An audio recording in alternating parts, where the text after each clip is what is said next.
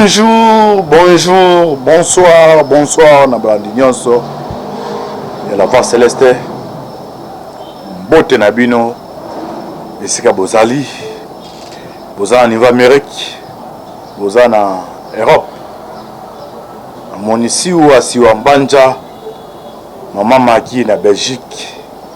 Maman Fatou na Suède. Sans oublier maman prophétesse du Cao. La Suisse, président de la ville de Zurich, en Asie, Océanie, en Afrique.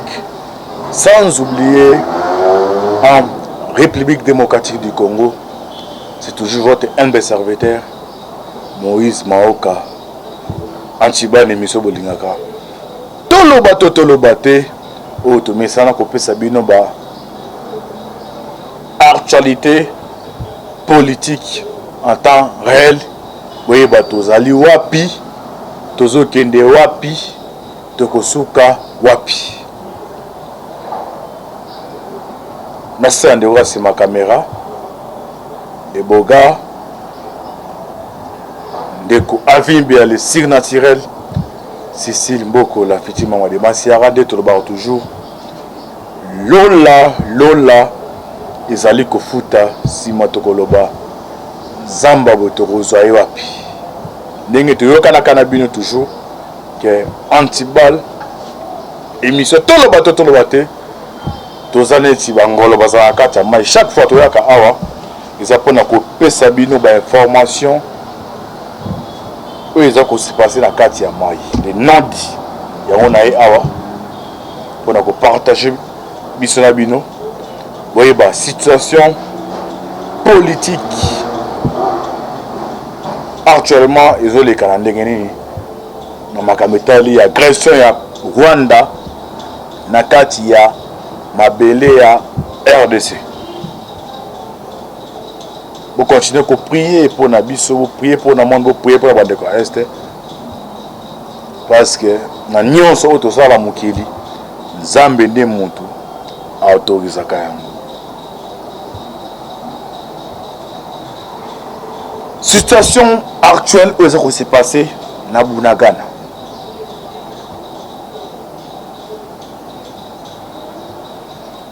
Avant de topper sa situation, moi règle ça mouké à chaque fois tozo babande ko na ngai. Agression ya Rwanda na mboka na biso ezali dossier au boutique lango individualité. Et ça dossier oyo et ça ko engagé République Mobimbo. Na oyo yazako gouverner. Na oyo yazako prétendre, azo préparer, azo linga ko gouverner montonyonso. O linga oboya toza obligé ya ko linga agression na esil. Mais, c'est comme si il y a d'autres compatriotes. On va comme ko sundu la ngomutu. Donc ça va porter malheur à agression. Nazaki étonné à koyoka que non. Cardinal Aki Vancas. Bozomona même l'air ici a agressé l'Ukraine. Vous sentez que papa Roma malgré malade naza ko réagir. Mais au abisso cardinal ba déclaration ezaki na temps oyo ba déclaration sala ezenda sala ngona ngwa oyo pour na Rwanda. Mais jusque là l'église catholique, quand je dis l'église catholique, tozo ba mutaza au Kambango nano asali déclaration officielle ya condamner Rwanda. Est-ce qu'il y a que ça là? Bien azozela nini? On les a constant na côté à l'église catholique. Tout ce monde a même côté à pasteur Nabiso. Mais ce moment quand on est en tenue militaire ou aller ça, ils ont parmi baba art. Na même la communication, ils ont déjà coloba. parce que l'Ukraine est agressée. Aux hommes, tous les Ukrainiens, ils ont borsé, ils ont nani, tout mobilisé comme un seul homme pour une agression à Russie. On les a côté à Bassali Anjan. Jusque là, nous on a mon réaction à papa cardinal. On a habité à Zélanine. On a habité à cardinal à Rwanda. On a habité. Tout est à côté à l'artère politique. Au monde de Makambouya, de père et de mère, il y a Tchani. Naï n'a comme comment c'est comme si Azan a 100% raison.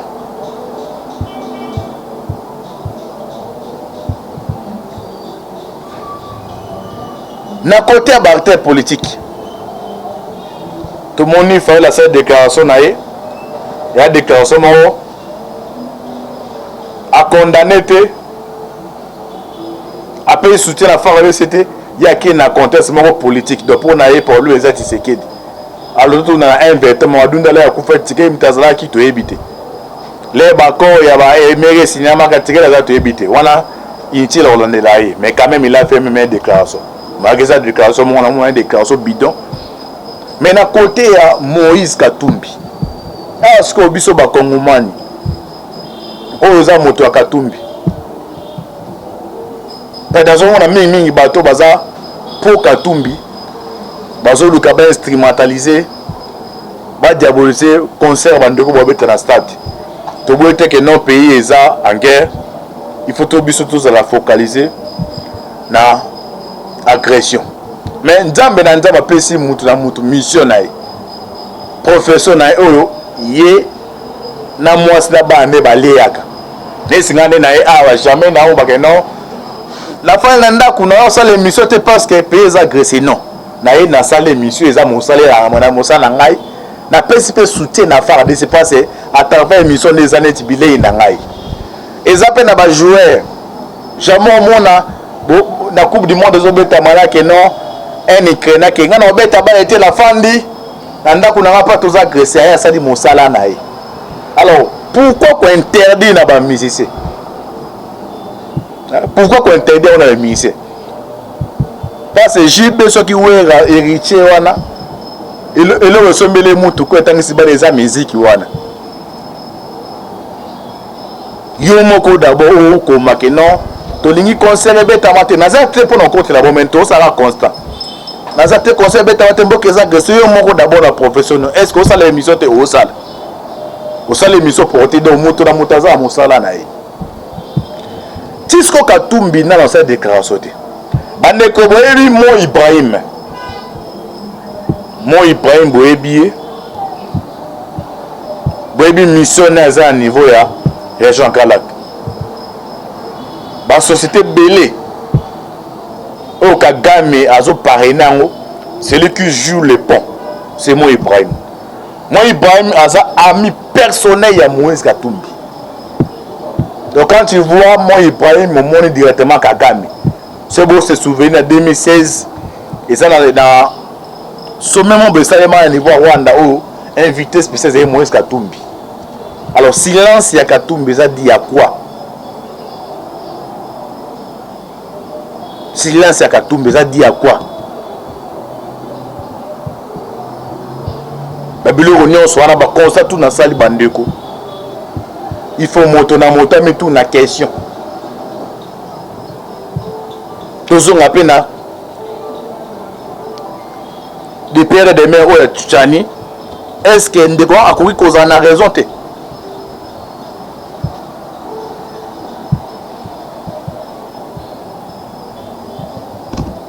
Toujours ici qu'on a dossier à Bunagana.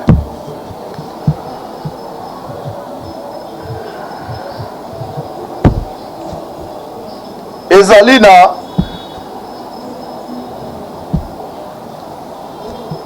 après d'abord on a dossier à Bunagana. Ezan de comment cette kikuni pour n'anga pas na monaga azara intéressant mais na tweet moi cette dernière fois de autant auto médicament ko fungula makanisi pour na Katumbi. Après on a dossier à Bunagana. Alors Biboui, cette guerre nous permet de comprendre qu'il existe parmi nous des Congolais à loyauté divisée et dispersée. Ils se distinguent par leur surdumitude. Noël Tani n'a pas du tout tort dans sa démarche. Faisons attention à qui nous voulons confier la gestion de ces grands pays. A répété, Ndekoyo a intéressé vraiment. Mais moto mususa la moto aliboma. Be moto ne sera te menjambe akotikati nae. Akomi kolobo makambo yo. Yo so considérer que non moto azali bon mais ce n'est pas bon le besoin été menjambe akotikati nae. J'espère que émission ça lingala beaucoup le poto ne clair. Alors bito la ba divergence tabi so za la moi. Mais il y a un moment c'est comme si ça va congolais mususu. On a makambo fait to sangana nde bango bazo kabula ngo makasi. Mais on a ko sangana te et on de bolandela. Alors zongi na simabi peut-être que ndeko tchani Noël Tani loi des pères et des mères oyo lobi que non pour na moto diriger mboka. Il faut pas prendre mon bazar de Congolais des pères et des mères. Avec cause on a raison. À quel musique il faut à na ba Congolais. Vous faites très attention à moto bozuli kopona. Même la Bible il y a mais prophète Branham Maloba et si ka tout ba prier Nzambe roke na mabezate. Mais moto azako tchela maboko. Au fukami boué, ba fukamera d'abord Nzambe mais au fukami webi moto na tcho maboko. A aussi te comme Jésus. Mais na naza simanaï. Risque ni les a ok no tikacha maboko. Peut-être si on a devant démons personnes et au fuka mais Nzamba kota makabate. Après so moli moment oyo et cause a vie même obimba. Donc prendre ma musique il faut faire très attention na moto o église zo ngo prier o baba o prier ni de monta ko tao maboko. Ezande mo Noël Tana lo na ndeko set kikuna lo bia. Abina ba ko faut faire très attention na moto zo linga diriger mboka.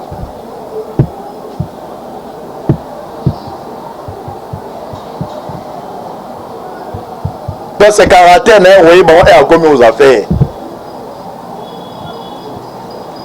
Alors tu as un dossier à Bunagana.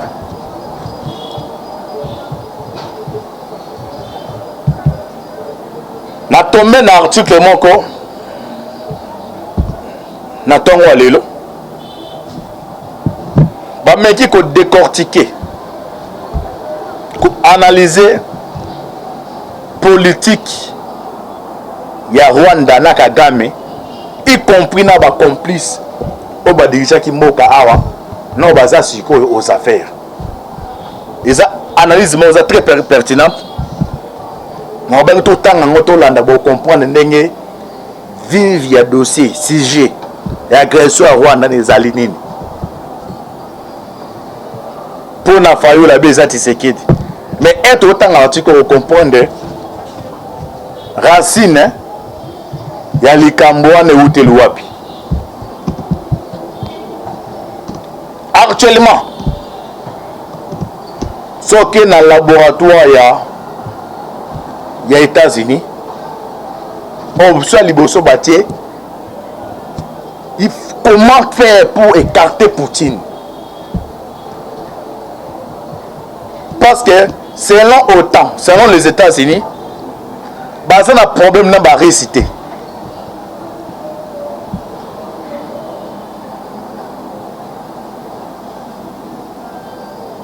Baza après na ba récité. Baza na problème de na système ya Poutine, individu Poutine. Alors so tel na ba personne bango bon créer les manières nini ya koluka même ko écarter Poutine politiquement. Mais ça c'est impossible ça les mater parce que bango les ande l'état à l'état. Alors est-ce que actuellement dans cette émission le bakango ba partenaire sérieux oh ya RDC. Est-ce qu'il y a une hypocrisie et zaleli awa yango? Moi ezate baluka bayeba est-ce que agression pendant 25 ans ba tirer ya Rwanda na RDC ezo utana individu Kagame na système ya politique ya batuti be eza na officine mais pour na ngai selon ngai na obia eza na officine na libanda bande ko bolanda article oyo avant botanga yango totanga yango biso ya bino Tshisekedi oyo azali président RDC alobi boye autoloba directement boye. Nous demandons à nos partenaires internationaux, partenaires on les a OTAN, nakata OTAN on a États-Unis bazali, France azali, Allemagne azali, Belgique azali, on a kolonisa biso. Tshisekedi, bande koso moni mutaza ko gérer, azala sommet à l'État. Et ça na balangage mutu utilisaka. Oyo moto nyonso comprendre te akolo pendant 1 minute monsieur bazui ba analyste yawa ba comme que décortiquer j'espère que botalaka vu que documentaire ya ndenge ni ba capturer ben la donne alors ba découvrir na ni message ndeni ka alobi mukeka bike j'ai retrouvé mes anciens camarades.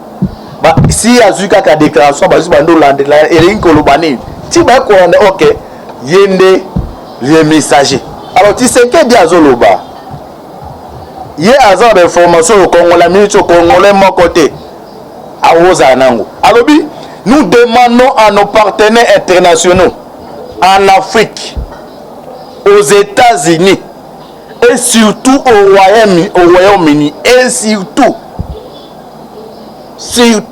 au Royaume-Uni de condamner cette invasion et de faire pression sur les Rwandais pour qu'ils retirent ces troupes de notre terre. À continuer, la situation sécuritaire dans l'est du pays continue de se détériorer et fondamentalement parce que les Rwandais cherchent à occuper notre terre riche en or, coltan et cobalt pour leurs propres exploitations et profits. Nous avons le droit d'exiger de nos voisins qu'ils respectent notre territoire. Le peuple de la RDC veut la paix, cherche la sécurité dans sa patrie.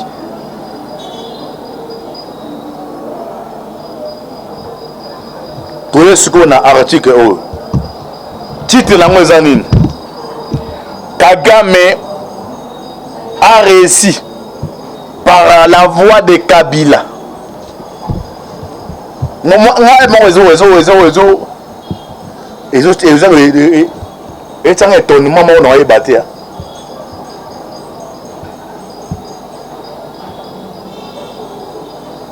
régime est dirigé pendant plus de 18 ans. Dans 18 ans, c'est continue à saler. Mais dans 3 ans, le système est continu. Mais tout le monde a quand même un effet. Eux ont volontaire aussi, c'est le quoi des alliés. Nous remontons dans le bateau, nous dirigeons pendant. Il y a un petit secret dans le mouté mamounene. Secret dans le mouté mamounene. Parce que la mouté mamounene, c'est abisso, batouano kangama. Makal est dans la journée mort. Comment se fait-il que non?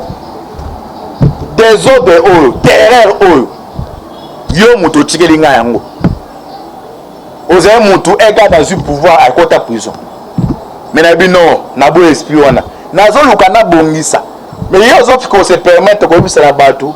Otala zo bawana. Situation ezana yi à cause d'aïe. Mais yo moko na conscience obi que non, bon surtout ezali wana. Ngai munatiko mende ko azamo na voix yako. Ya bongisa mais comme eza politique. Deux politique, ça vient du diable. Je donne raison à Branham. Mais mon temps se permettre que le bac non. Bon, ce temps-là, n'a rien de mon salam. Alors, aux assis, mon toit est aux la volonté que bonus.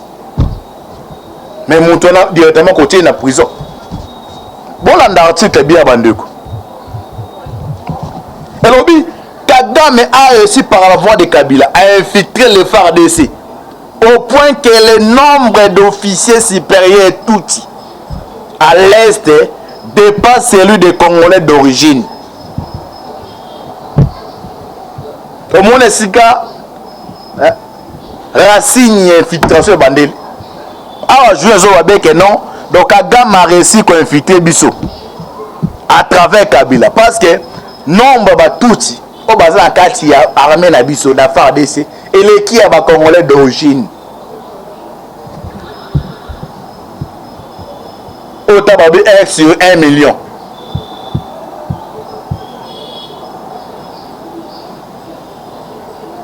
Na match basala ka ba dola za koto 11 mais koto baza 11 mais koto batikali plus de 5 et puis ça match bon ebeta mande ndenge armée ezali l'armée tellement infiltrée y compris dans ba service la biso ah et ba avec non Kagame a réussi à par voie qui ya nani ya Kabila.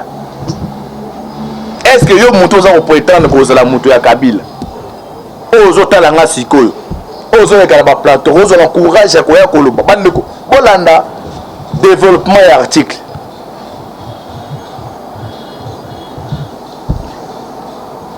Le nombre d'officiers supérieurs d'origine Tutsi dans l'armée congolaise dépasse celui de toutes les autres tribus réunies du Nord et Sud Kivu. Journal lequel musique est une question. Comment expliquer que cette communauté soit en danger dans les deux Kivu?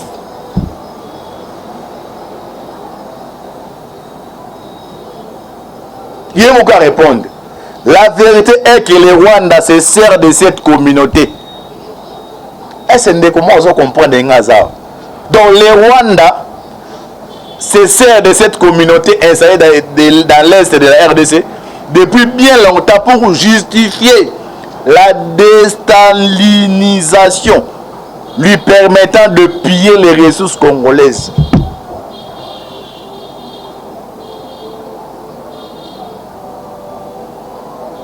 Donc kaba outu oyo Kabila a facilité ba comme belé bango nde Kabila kanga mesika fanda on se servir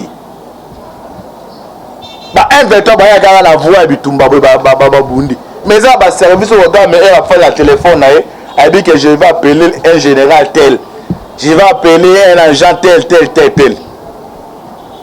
Là on a le bagi awa na ba parce que est toujours dénoncer to peut ça la piste des solutions. Na piste des solutions na ebisa bino que non tu sais que de l'autre conseil à liboso na conseiller a qui a luka pa partenaire na e ou azali sérieux. Oza puissant na autant. Ils a clair biso tout monde awa on peut le bango et on peut le bas que non c'est les États-Unis. Alors bloc oza ko oza officine ya Kagame eza bloc à Ottawa. Alors na autant comme États-Unis azanesi aza grande puissance. Tu sais qui dans le cas à tout les États-Unis sont y est pas sincère. Sont États-Unis sincère à kenda le cas de tous les voies et moyens à convaincre ba partenaire autant au bazar officine à Kagame. Après opération entre nous les Congolais baluka ba identifier ba top oyo baza na kati ya armée na biso ndeko mona mayecho eleki otuna mayango zo le kate bondeni déjà ba buno ezawana esera faut débrouiller pour mayelekana papi c'est ya liboso d'abord sur le plan international officier na libanda ezate bloc ba Russie eza bloc wana ya autant go ba français ba belge Royaume-Uni y compris ba partenaire monsieur États-Unis moko aussi les États-Unis asa sérieux na collaboration coopération bilatérale le bama a le bamaka akenda convaincre que bana mai boti ke loko oyo si s'agit même ya ko négocier ba négocier comme ça si Kagame a comme il se sentit que non asa isolé sur le plan international les goto to ko dénoncer to ko identifier ba top ben fito baza ka cha armée na biso que non na journée mo les assos tu te décider que non to kota na Kigali to ndo kota to bini mais tant que bloc on est au salle matin on va continuer toujours.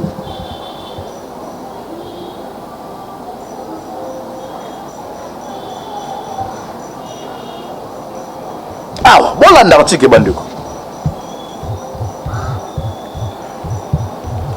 na continuer. Donc la vérité est que les Rwandais se servent de cette communauté installée dans l'est de la RDC depuis bien longtemps pour justifier la déstalinisation.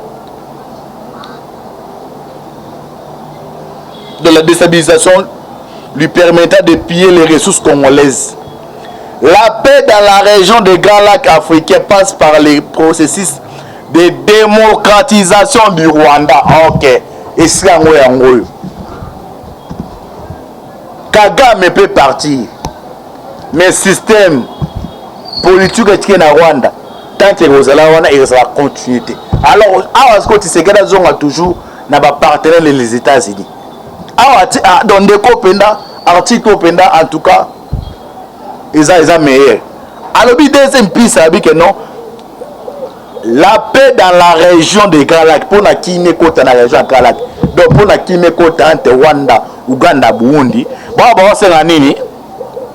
La paix dans la région des Grands Lacs africains passe par le processus de démocratisation du Rwanda. Et on va processus de démocratisation, opposition à Rwanda est faible parce qu'il y a une dictature. Opposition à Ouganda est faible pour la dictature est zakuna.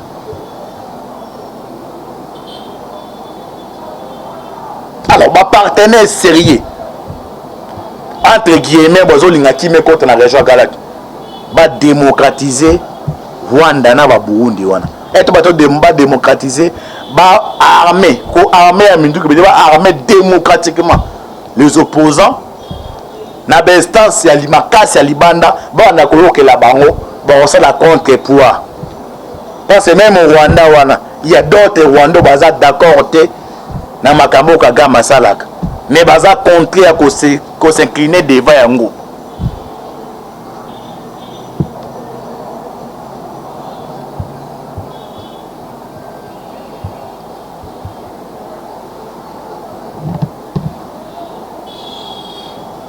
Deux ans de zomo ko bandeko pour na ko attaquer yango. Ezo senga te ba loyenye na ba sentiment bande musunde bazalaka. Et non guerre on les a pas na Tshisekedi. Guerre on les a non. Donc on va prendre l'individu tel boy. Peut-être en 2023 après des mandats soit aux mandats de Tshisekedi soit à Okende. Tant que Fayulu viendra là comme un jour monsieur non agression ezo senga na c'est ça aliko na ngai. L'histoire est au ratapo pam. Des maladies moi faut étudier on a ba angle belé. Donc réseau libana ne premier salikamboye wana ba ngonde bazala ba entreprise ezala ba badaba na banine belé na ba instance internationale minene na kata ba entreprise wana ko bazala ba intérêt bazala ba lobbying les plus puissants na ba instance wana mso RDC na comité de comme vie quotidienne na bango ils ont créé ba emploi ba société ba pesi Kagame peut à travers on appelle de économie bongo.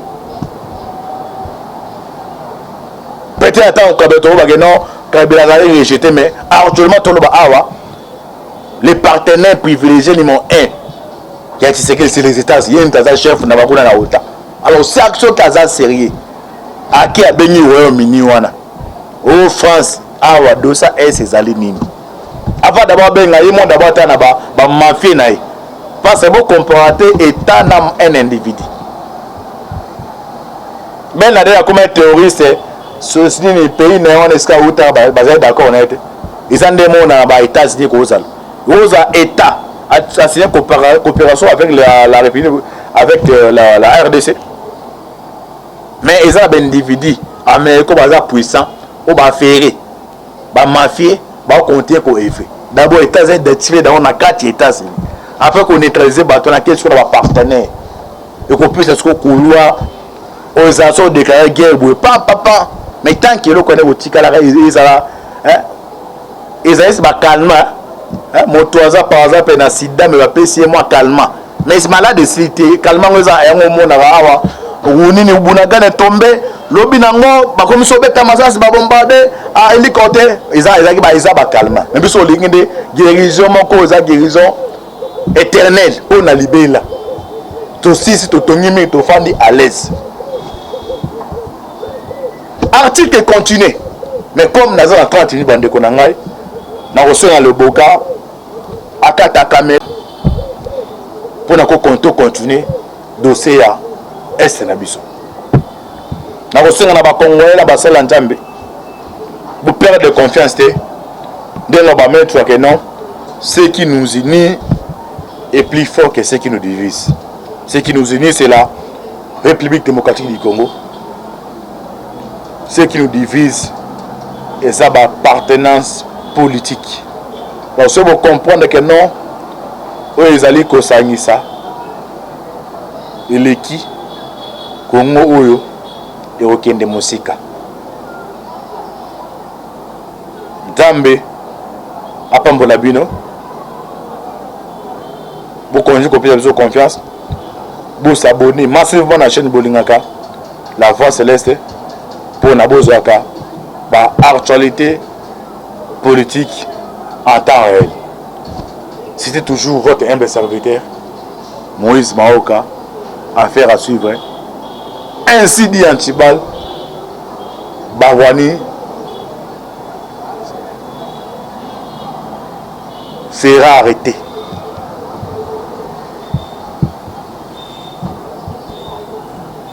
Donc, Naboloba, Azana compte à rebours, l'homme fort, Waza l'homme fort ya Anne, ya Katam, Nami Ebi. Tapambola Bino, ciao. Et on va poser la démocratisation, opposition à Rwanda des faible, parce qu'il y a une dictature.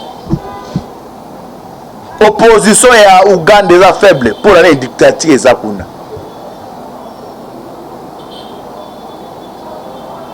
Alors, ma partenaire sérieux, entre guillemets, Bozolinga me contre la région Galak, va démocratiser Rwanda na Burundi wana. Et on va démocratiser, va armer, armer armer démocratiquement les opposants. Na bestance ya limakasi ya libanda, ba na koloke la bango, ba on la contre pouvoir. Parce que même au Rwanda wana, il y a d'autres Rwandais baza d'accord te na makambo Kagame salaka. Mais baza contre à ko s'incliner devant yango.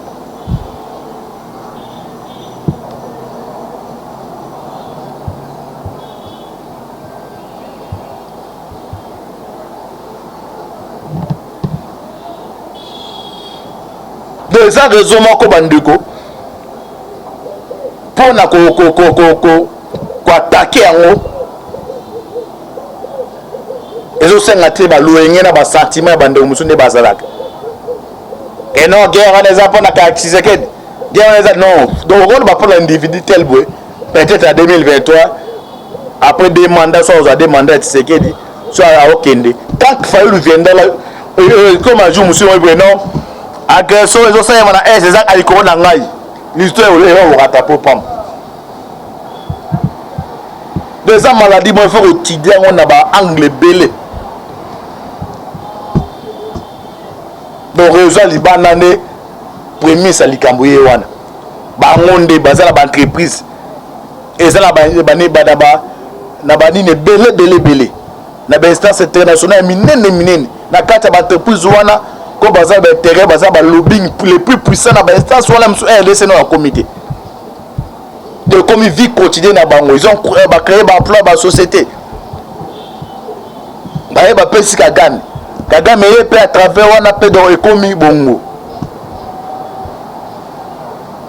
Peut-être attends Kabeto ba non Kabila va rejeter mais actuellement tout le awa les partenaires privilégiés numéro 1 qui a c'est les États-Unis il y a un chef na bakuna na ota. Alors c'est action kaza sérieux. Aki a béni Royaume-Uni wana. Oh France awa dosa ses alinini. Avant d'abord benga yimo d'abord ta na ba mafia na parce que vous comparez état dans un individu. Mais là, comme un terroriste, ce n'est pas pays néant est d'accord. Ils ont des mots dans les États-Unis. Ils ont État a signé une coopération avec la République, avec la RDC. Mais ils ont des individus américains puissants, ils ont ferré, ils ont mafié, ils ont compté pour effet. D'abord, les États-Unis sont détruits dans 4 États-Unis. Après qu'on neutralise bateau na question de partenaire et qu'on puisse est-ce qu'on couloir aux assos déclaré guerre papa mais tant que le connaît boutique là ils là ils ont calme motoaza par exemple na sida mais va payer moi calmant mais c'est malade de cité calmant aux a un moment awa unini ubunagane tombe lobi nango bakomi sobeta masasi ba bombarder a hélicoptère ils a ba calmant mais biso lingende guérison moko za guérison éternelle on a libéla to sisi to tongimi to fandi à l'aise. Article continue mais comme naza na 30 minutes bande ko na ngai na reçoit le boka akata caméra pour na ko continuer dossier ya est na biso na reçoit na ba congolais na ba sala nzambe vous perdre de confiance te de no ba mettre que non ce qui nous unit est plus fort que ce qui nous divise. Ce qui nous unit c'est la République démocratique du Congo. Ce qui nous divise est sa appartenance politique. Donc, si vous comprenez que non, ils allaient kosangi ça, et les qui, Congo Oyo, et aucun de Mosika. Zambe, Apambolabino, vous connaissez copier confiance, vous s'abonnez massivement à la chaîne Bolingaka, La Voix Céleste, pour Nabozaka, par actualité politique en temps réel. C'était toujours votre humble serviteur, Moïse Maoka, affaire à suivre. Ainsi dit Antibal, Bawani sera arrêté.